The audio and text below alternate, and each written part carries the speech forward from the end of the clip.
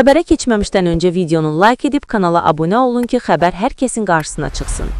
Cənubi Asiyada uzun illərdir gizli gərginlik fonunda davam edən Pakistan-Əfqanistan münasibətləri artıq açıq hərbi qarşıdurma mərhələsinə keçib. Sərhəd insidentləri ilə başlayan proses bu dəfə hava zərbələri, qarşılıqlı hücumlar və rəsmi şəkildə açıq müharibə ifadəsinin işlədilməsi ilə yeni və təhlükəli fazaya daxil olub. Oxu.az xəbər verir ki, bu barədə Baku TV-nin video materialında bildirilir.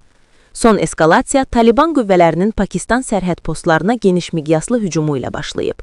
Kabil bu hücumu Pakistanın fevral ayında həyata keçirdiyi hava zərbələrinə cavab kimi qiymətləndirib. Birləşmiş Millətlər Təşkilatının məlumatına görə zərbələr nəticəsində azı 13 mülki şəxs həlak olub.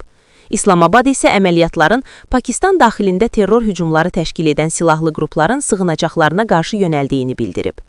Fevralın 27-sində səhər saatlarında Pakistan ordusu cavab olaraq Əfqanistanın bir neçə bölgəsinə, paytaxt Kabilə, Qəndəhar və Paktiya əyalətlərinə hava zərbələri endirib.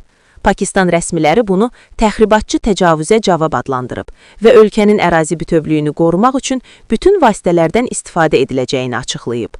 Bəs iki qonşu ölkə niyə müharibə həddinə gəlib çatıb? Əsas səbəb Pakistanın uzun müddətdir Əfqanistandakı Taliban hökumətini Pakistani Taliban, yəni TTP qruplaşmasını dəstəkləməkdə ittiham etməsidir.